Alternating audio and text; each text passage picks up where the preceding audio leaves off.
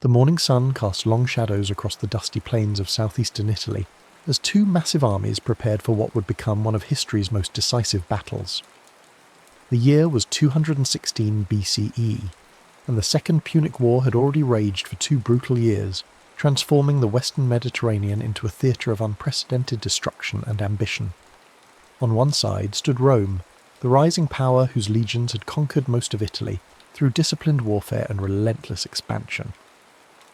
On the other stood Carthage, the ancient maritime empire whose very existence now hung in the balance, represented by a polyglot army led by one of history's most brilliant military minds. The conflict had begun 2 years earlier when Hannibal Barca, the young Carthaginian general, had done the unthinkable. Rather than accept Rome's growing dominance or fight a conventional naval war in the Mediterranean, he had chosen to strike at the heart of Roman power by launching an audacious overland invasion of Italy itself. The journey had been legendary in its scope and suffering. Hannibal had marched his diverse army of Africans, Spaniards and Gauls through the treacherous passes of the Alps, losing nearly half his men to cold, starvation, and the fierce resistance of mountain tribes. Yet what remained was a hardened, veteran force that had already proven its mettle against Roman armies. The shock of Hannibal's appearance in northern Italy had reverberated through Rome like an earthquake. For centuries the Romans had fought their wars on foreign soil, pushing their boundaries ever outward while their homeland remained secure behind the natural barriers of sea and mountain. Now, suddenly enemy forces were ravaging the fertile plains of the Po Valley, and Roman citizens were fleeing their farms as Carthaginian cavalry thundered across fields their families had tilled for generations. The first encounters had gone disastrously for Rome. At the Trebia River in 218 BCE, Hannibal had demonstrated his tactical genius by drawing a Roman army into a carefully prepared ambush. Using the bitter December cold and his superior knowledge of the terrain, he had positioned troops in hidden positions along the riverbank. When the Roman legions crossed the icy waters to engage what they believed was Hannibal's main force, they found themselves attacked from all sides by fresh troops who had been concealed through the night. The slaughter had been comprehensive, with thousands of Roman soldiers cut down in the freezing mud or drowned in the swollen river. The following year brought an even more stunning defeat at Lake Trasimene. Here, Hannibal had perfected the art of the ambush on a massive scale. He had positioned his army in the hills overlooking the narrow pass between the lake and the mountains, then waited for the pursuing Roman army to march into what was essentially a killing ground. As morning mist rose from the lake, obscuring visibility, the Carthaginians had fallen upon the Roman column from 3 sides simultaneously. The consul Gaius Flaminius had died in the fighting, and his army had been virtually annihilated. So complete was the destruction that it took days for news of the disaster to reach Rome, and when it did, panic gripped the city. In response to these catastrophes, Rome had turned to Quintus Fabius Maximus, a cautious general who understood that conventional tactics would only lead to further disasters against Hannibal's superior generalship. Fabius had adopted a strategy of harassment and attrition, avoiding pitched battles while constantly shadowing the Carthaginian army. His troops would strike at Hannibal's foragers, cut off stragglers, and deny the enemy army the decisive victory it sought, while protecting Roman towns and supply lines. This approach, which came to be known as Fabian tactics, had frustrated Hannibal's attempts to force a conclusive engagement, and had earned Fabius the mocking nickname Cunctator, the delayer. But the Roman Senate and people had grown impatient with this cautious approach. The sight of enemy troops ravaging Italian soil while Roman armies seemed to cower in the hills was more than Roman pride could bear. The economy was suffering as trade routes were disrupted and agricultural production declined in the war zones. Perhaps most importantly, Rome's network of Italian allies was beginning to waver as they questioned whether their powerful patron could truly protect them from this Carthaginian threat.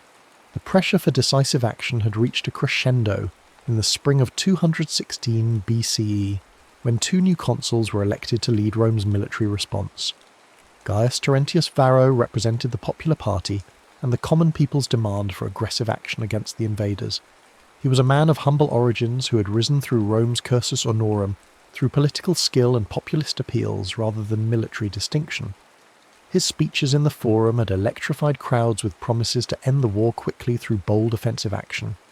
Lucius Aemilius Paulus, by contrast, represented the aristocratic faction and favoured a more measured approach. He was a seasoned general who had commanded legions in previous campaigns and understood the complexities of warfare against a cunning enemy like Hannibal. The tension between these two men reflected the broader divisions within Roman society about how to respond to the Carthaginian threat. Varro accused the aristocrats of cowardice and self-interest, claiming they prolonged the war to maintain their commands and enrich themselves at the state's expense. Paulus and his supporters countered that rash action would only lead to more disasters like Trebia and Trasimene.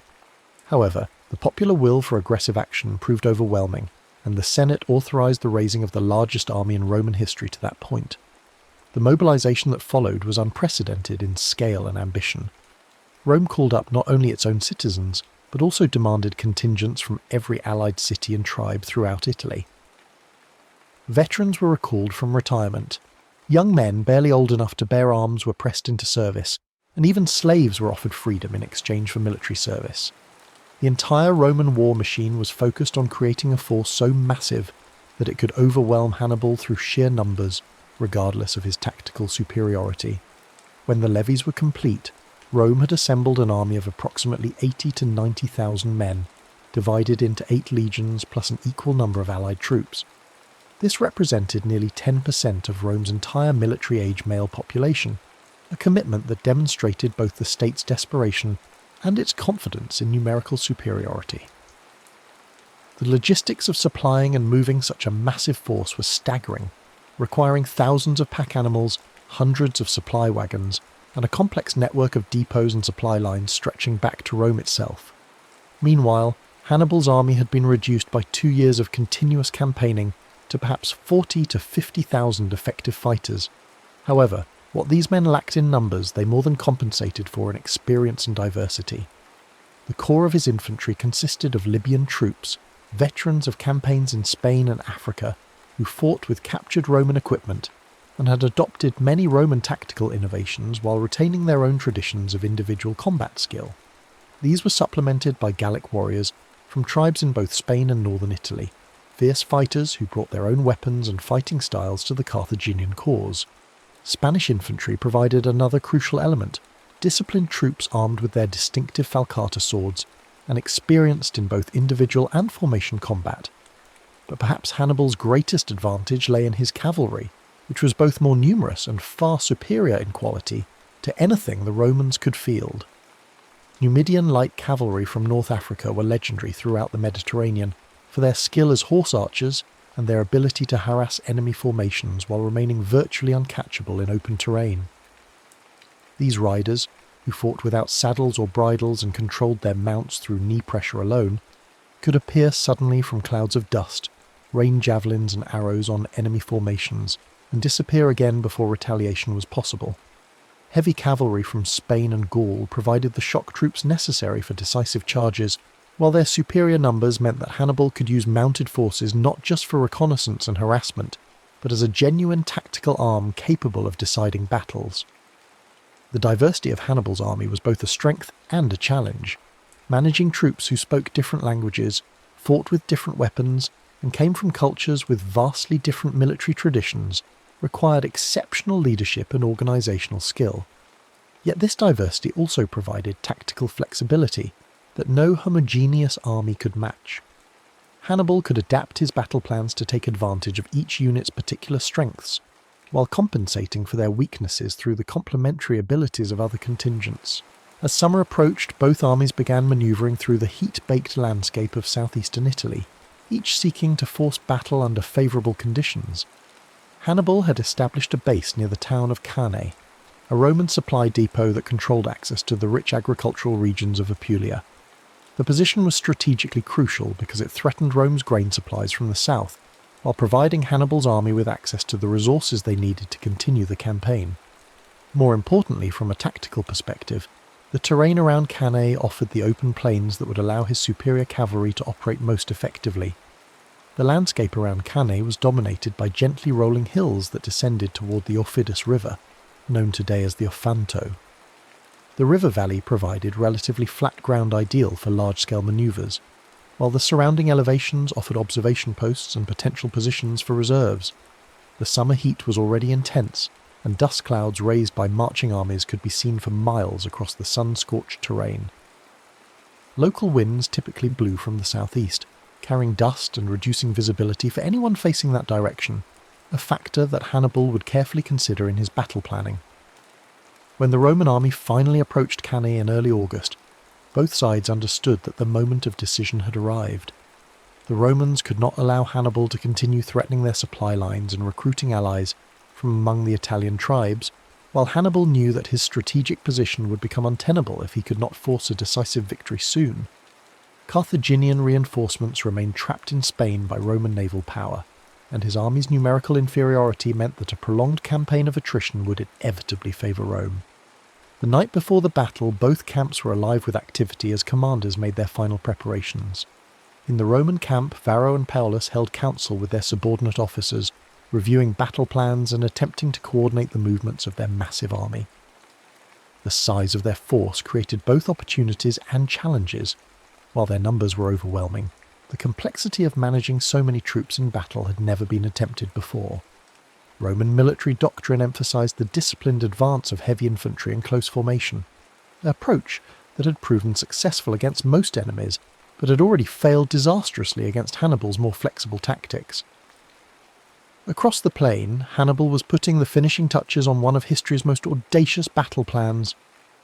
Rather than simply arranging his troops in the strongest possible defensive formation, he was preparing to deliberately weaken his centre while strengthening his flanks, creating a formation that would appear vulnerable to Roman attack, while actually serving as bait for an elaborate trap. The plan required precise timing, exceptional discipline from his troops, and the kind of battlefield control that few generals in history have ever achieved. As dawn broke on August 2nd, 216 BCE, both armies began their deployment across the dusty plains. The morning sun climbed higher in a cloudless sky, promising another day of punishing heat that would test the endurance of heavily armoured men engaged in desperate combat. A hot wind blew from the southeast, stirring up clouds of fine dust that would limit visibility and add to the confusion once battle was joined. Hannibal positioned his army with careful attention to both the terrain and the prevailing wind conditions. His weakest troops, Gallic and Spanish infantry, were placed in the centre of his line, arranged in a convex formation that actually projected toward the enemy. This was contrary to every conventional military practice, as it invited attack against the army's most vulnerable point. However, Hannibal's intention was precisely to encourage such an attack, drawing the Roman legions into what would become a deadly trap. On either side of this weak centre, Hannibal positioned his best infantry, veteran Libyan troops equipped with Roman weapons and armour captured in previous battles. These men were arranged in columns rather than extended lines, hidden behind the forward units, and ready to wheel inward once the Romans had committed to their attack on the centre. On the extreme flanks, Hannibal deployed his cavalry forces, with Numidian light horse on the right wing and heavy cavalry commanded by his brother Hasdrubal on the left. The Roman deployment followed more conventional patterns, reflecting both their military traditions and their confidence in superior numbers. The massive infantry force was arranged in the traditional manipular system, with Hastati in front, Principes in the middle ranks, and Triarii veterans forming the rear line. However, the unprecedented size of the army meant that the usual spacing between maniples had to be reduced, creating a more dense and less flexible formation than normal. This compression would prove crucial as the battle developed, as it reduced the Romans' ability to respond to changing tactical situations. Roman cavalry was divided between the flanks, with citizen cavalry under Paulus positioned on the right wing and allied horse under Varro on the left.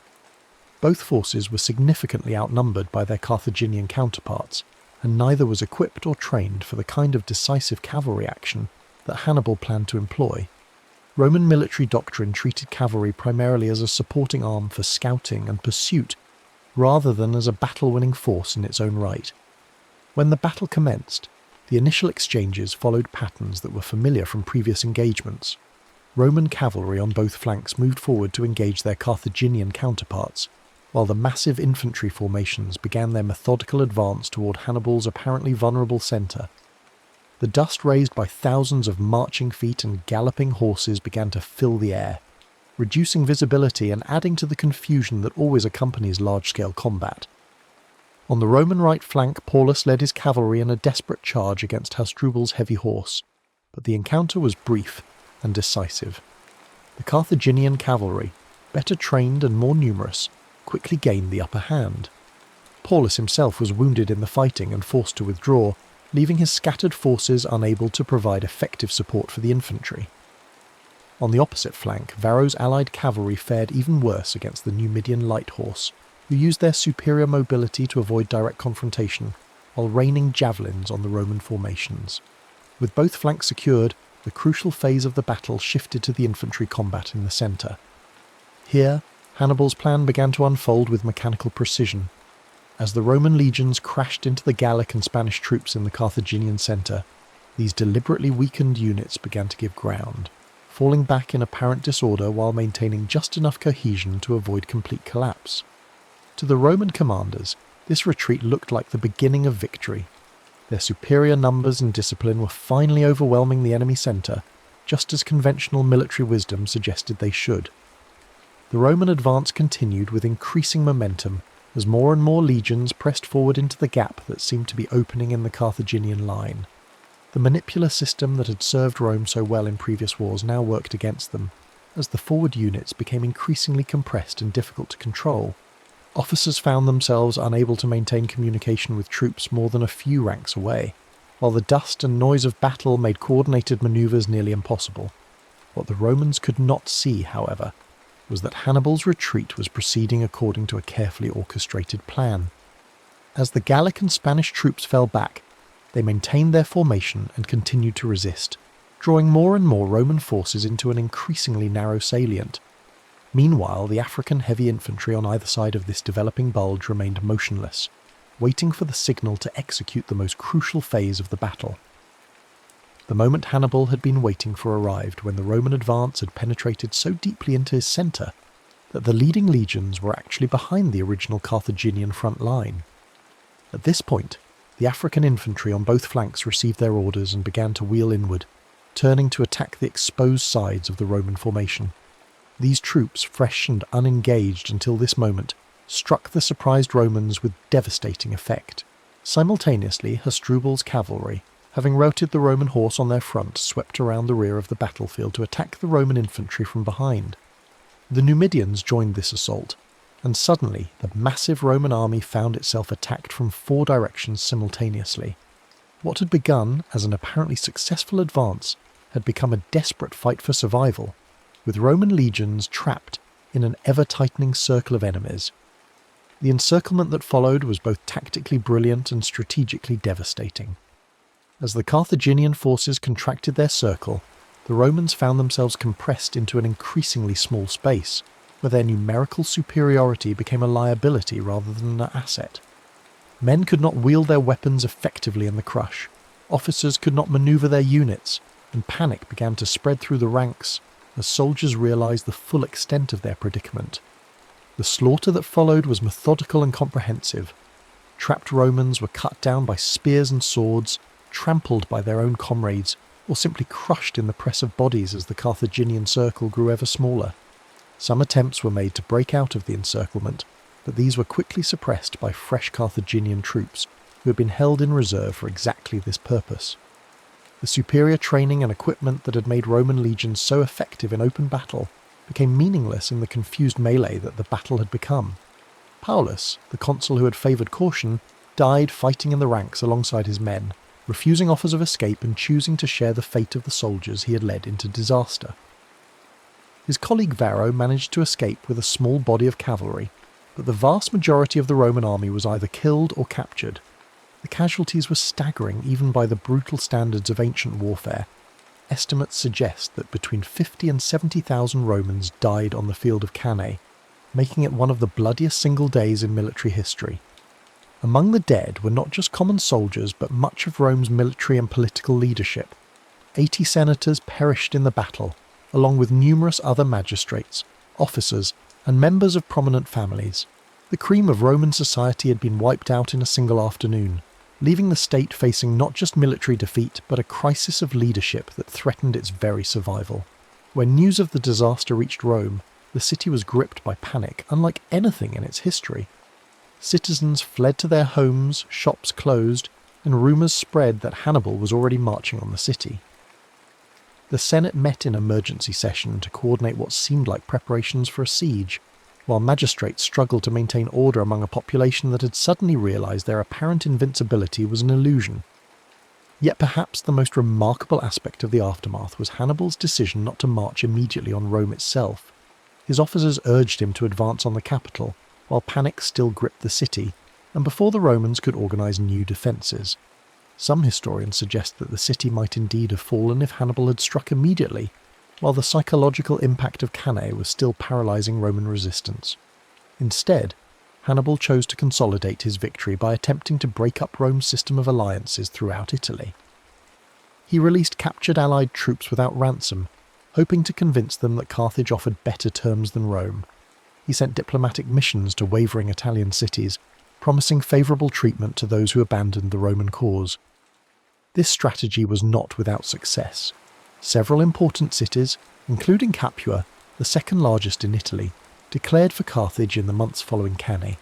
However, Hannibal's strategic pause also gave Rome the time it desperately needed to recover from the immediate shock of defeat. The Romans' response to Cannae demonstrated the resilience and institutional strength that would eventually enable them to dominate the Mediterranean world. Rather than seeking peace or abandoning the war effort, the Senate authorised new levies to replace the lost legions, recalled experienced commanders from other theatres, and implemented emergency measures to maintain the war effort. The Roman strategy shifted back to the Fabian tactics that had frustrated Hannibal before Cannae. New armies were raised with explicit instructions to avoid pitched battles, while harassing Carthaginian forces and protecting loyal cities. The Romans also implemented a scorched earth policy in areas controlled by Hannibal, denying his army the supplies it needed for extended operations while gradually wearing down his forces through attrition. Perhaps most importantly, Rome's network of alliances proved more resilient than Hannibal had anticipated. While some cities did defect to Carthage, the majority remained loyal to Rome, motivated by a combination of fear, self-interest, and genuine belief in Roman protection. This loyalty was maintained through a careful balance of threats and rewards, as Rome demonstrated that it could still protect its friends while ruthlessly punishing those who betrayed their alliance.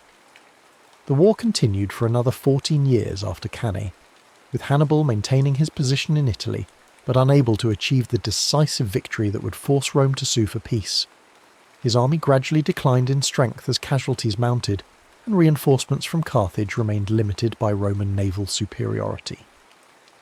Meanwhile, Roman forces under Publius Cornelius Scipio opened a new front in Spain, eventually driving Carthaginian forces from their Iberian strongholds and threatening Carthage itself. The final resolution came at the Battle of Zama in 202 BCE, where Scipio used tactics derived from studying Hannibal's own methods to defeat the Carthaginian general on African soil. The irony was complete when Scipio, later surnamed Africanus in honour of his victory, employed a modified version of the double envelopment that Hannibal had perfected at Cannae to achieve Rome's ultimate triumph in the Second Punic War. The Battle of Cannae's influence on military thinking extended far beyond the immediate conflict between Rome and Carthage. The double envelopment manoeuvre that Hannibal executed so brilliantly became the gold standard for tactical excellence, studied and emulated by generals throughout history. Napoleon Bonaparte analysed the battle extensively, and attempted to replicate its principles in his own campaigns, while German staff officers in both world wars sought to achieve Cannae-like encirclements of enemy forces. The American Civil War saw several attempts to recreate Cannae's tactical model, most notably at the Battle of Chickamauga, where Confederate forces achieved a partial double envelopment of Union troops. During World War II, the German concept of blitzkrieg was explicitly designed to achieve Cannae-style encirclements on a strategic scale, using rapid armoured advances to surround and destroy entire enemy army groups. Even in the modern era, military academies around the world continue to study Cannae as an example of tactical perfection achieved through superior generalship, careful planning, and flawless execution under pressure. The battle demonstrates how a smaller, weaker force can achieve decisive victory through superior strategy and the intelligent use of terrain, weather, and enemy psychology. The psychological impact of Cannae extended beyond its immediate military consequences to influence Roman national character in ways that would shape the empire's future development. The disaster taught Romans that their survival as a people depended not on avoiding defeat but on their ability to recover from catastrophic setbacks. This lesson would serve them well in future crises, from the invasions of Germanic tribes to the civil wars that marked the end of the Republic. The memory of Cannae also reinforced Roman determination never again to allow foreign armies to ravage Italian soil unopposed. This defensive mentality contributed to Rome's aggressive expansion throughout the Mediterranean, as successive generations of leaders concluded that the best defence lay in controlling potential threats at their source, rather than waiting for enemies to strike at Roman territory. For Hannibal himself, Cannae represented both the pinnacle of his military genius and the beginning of his strategic failure. His tactical brilliance in achieving the perfect battle was matched by his inability to translate battlefield victory into lasting political success. The decision not to march on Rome immediately after Cannae has been debated by historians for over 2 millennia, with some arguing that the opportunity for decisive victory was lost forever in those crucial days following the battle. Modern analysis suggests that Hannibal's strategy of attempting to break up Roman alliances through diplomacy rather than military conquest was not necessarily flawed, but that he underestimated both Roman resilience and the strength of the alliance system he sought to destroy. His army, while tactically superior, lacked the logistical support and reinforcements necessary for the kind of sustained campaign that would have been required to force Rome's capitulation. The Battle of Cannae thus stands as both a testament to individual military genius and a demonstration of the limits of tactical excellence when not supported by adequate strategic resources. Hannibal's achievement in destroying a Roman army twice the size of his own remains one of history's greatest military accomplishments, yet his inability to capitalise on this victory ultimately contributed to Carthage's defeat in the broader war. Today, the plains around Cannae remain largely agricultural, with few visible traces of the carnage that once soaked the dusty soil with the blood of tens of thousands of soldiers.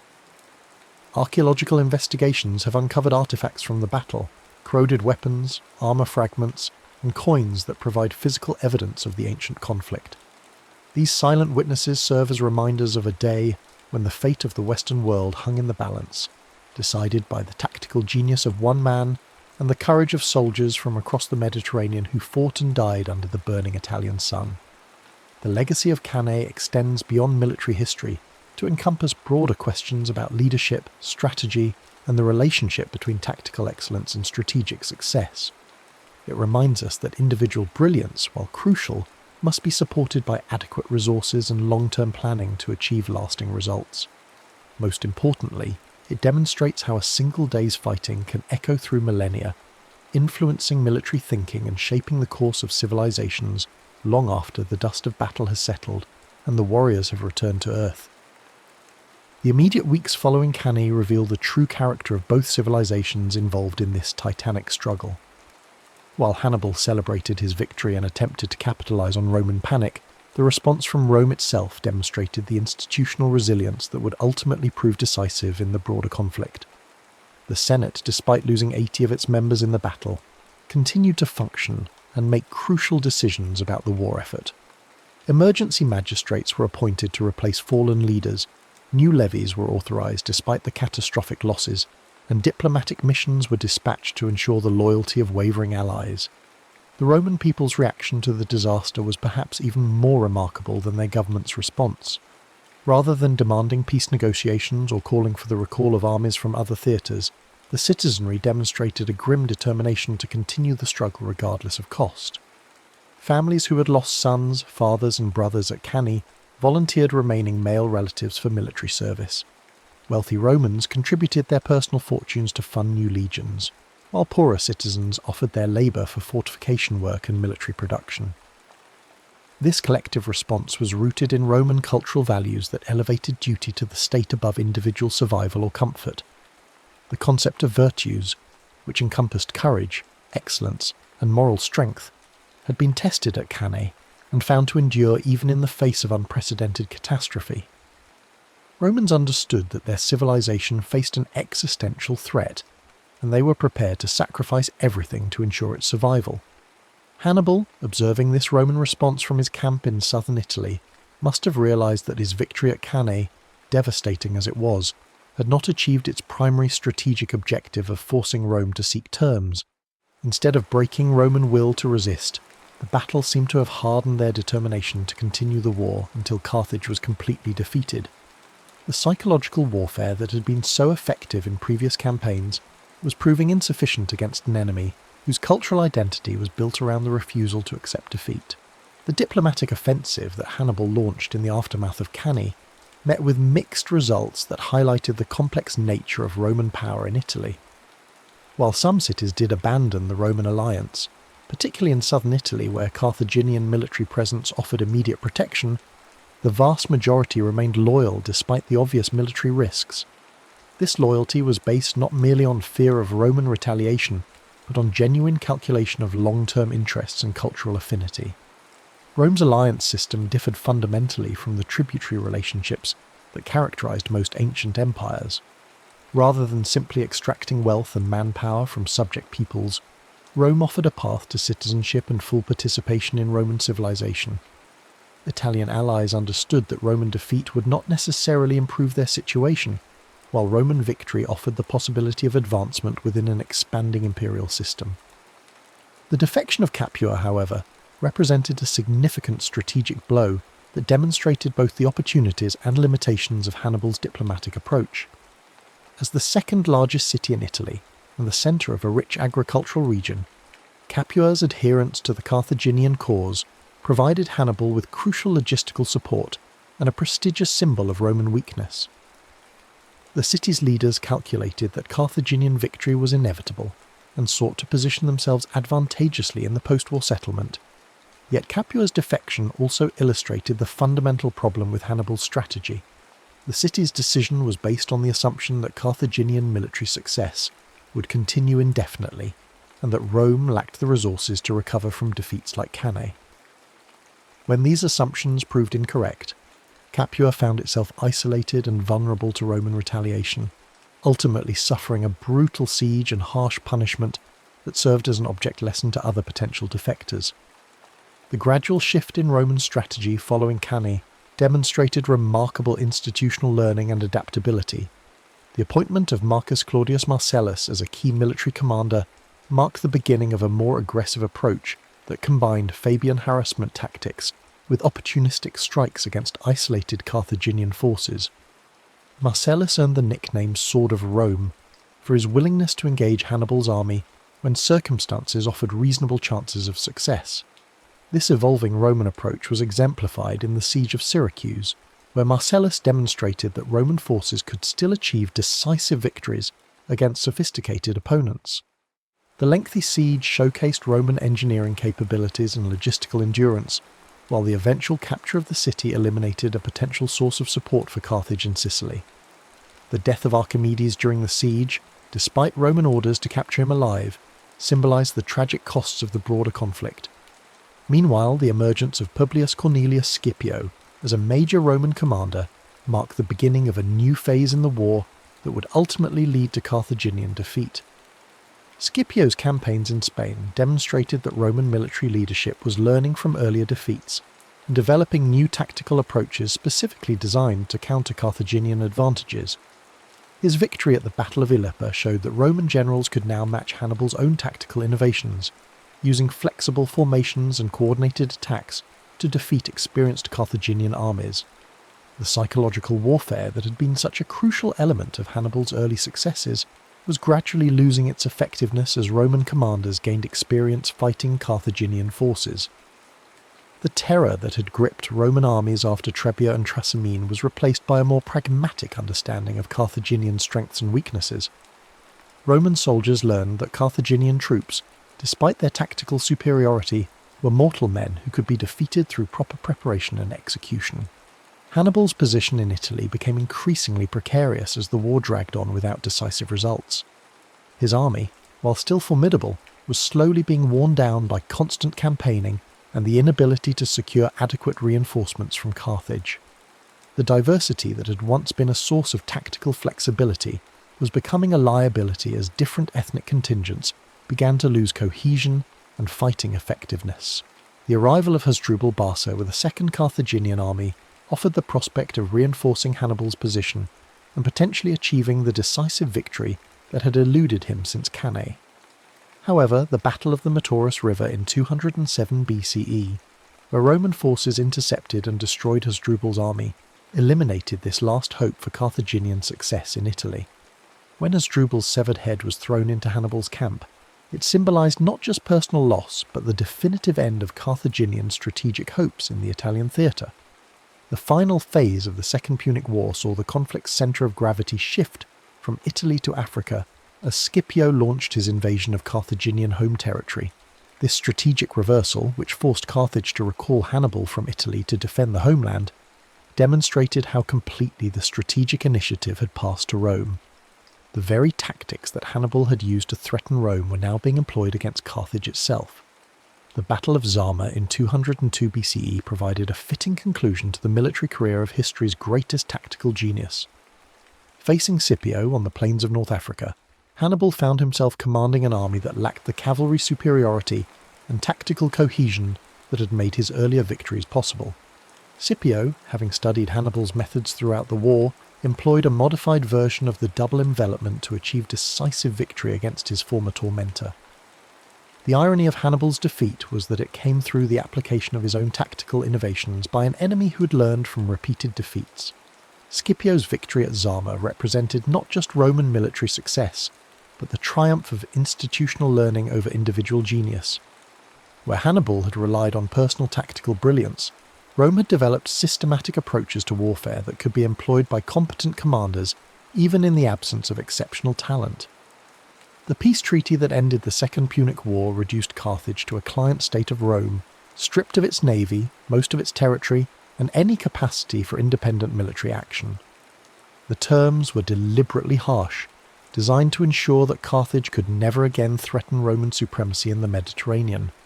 Hannibal himself was eventually forced into exile, spending his remaining years as a military advisor to various eastern kingdoms that opposed Roman expansion. The transformation of the Mediterranean world following Cannae and the Second Punic War established patterns that would dominate international relations for centuries. Rome's victory demonstrated that tactical brilliance, while important, was ultimately less decisive than strategic resources, institutional resilience, and the ability to learn from defeat. These lessons would guide Roman expansion throughout the Mediterranean and beyond, creating an empire that endured for over a millennium. The cultural impact of Cannae on Roman society extended far beyond immediate military consequences. The disaster became a defining moment in Roman national consciousness, a symbol of both vulnerability and resilience that shaped imperial ideology for generations. Roman writers and historians repeatedly returned to the battle as an example of how divine favour could be lost through hubris, but regained through perseverance and proper devotion to traditional values. The memory of Cannae also influenced Roman military reforms that created the professional legions of the imperial period. The disaster highlighted weaknesses in the citizen-soldier system that made Rome vulnerable to enemies with superior military training and experience. Subsequent reforms emphasized longer terms of service, better training, and standardized equipment that would make Roman armies less dependent on individual commanders and more capable of sustained operations in distant theatres. Educational systems throughout the Roman world incorporated lessons from Cannae into their curricula, ensuring that future generations of leaders understood both the dangers of overconfidence and the importance of institutional solidarity in times of crisis. The battle became a standard example in rhetorical training, used to illustrate principles of narrative structure, character development, and moral instruction that formed the foundation of classical education. The influence of Cannae on military thinking extended well beyond the boundaries of the Roman Empire to affect military development throughout the ancient world. Eastern kingdoms facing Roman expansion studied Hannibal's tactics as potential models for their own defensive strategies, while Roman enemies sought to replicate the psychological and tactical advantages that had made the Carthaginian general so formidable. Medieval military writers rediscovered classical accounts of Cannae during the revival of interest in ancient texts, incorporating lessons from the battle into contemporary military manuals and strategic thinking. The concept of the double envelopment became a standard element of military education, though few commanders possessed the skill or circumstances necessary to execute such a complex manoeuvre successfully. The Renaissance witnessed renewed scholarly interest in Cannae as military theorists sought to apply classical principles to contemporary warfare. The development of gunpowder weapons and changes in army organisation created new tactical possibilities, but the fundamental principles demonstrated at Cannae, the importance of reconnaissance, terrain analysis, troop morale and coordinated attacks, remained relevant to military professionals. Modern military historians continue to analyse Cannae as perhaps the finest example of tactical artistry in recorded history, a demonstration of how superior generalship can overcome seemingly impossible odds through careful planning and flawless execution. The battle serves as a case study in multiple military disciplines, from logistics and intelligence to leadership and battlefield psychology. Contemporary military academies around the world include Cannae in their core curricula as an example of tactical perfection that remains relevant despite changes in weapons technology and organisational structure. The principles that Hannibal employed — deception, concentration of force at decisive points, exploitation of enemy weaknesses and maintenance of tactical flexibility — continue to guide military planning in the modern era. The enduring fascination with Cannae reflects broader human interest in stories of David versus Goliath, where intelligence and determination overcome brute force and superior resources. Hannibal's achievement resonates across cultures and centuries because it demonstrates the power of individual excellence to change the course of history, even when ultimate victory remains beyond reach. Yet the complete story of Cannae also serves as a reminder that tactical brilliance alone is insufficient to achieve lasting political objectives. Hannibal's masterpiece on the battlefield could not compensate for Carthage's strategic weaknesses or overcome Rome's institutional advantages. The battle thus illustrates both the potential and the limitations of military genius in shaping historical outcomes.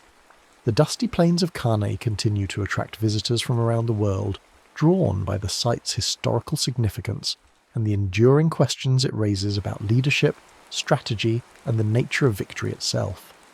Standing on the ground where one of history's greatest battles was fought, modern observers can appreciate both the scale of Hannibal's achievement and the broader historical forces that ultimately determined the conflict's outcome.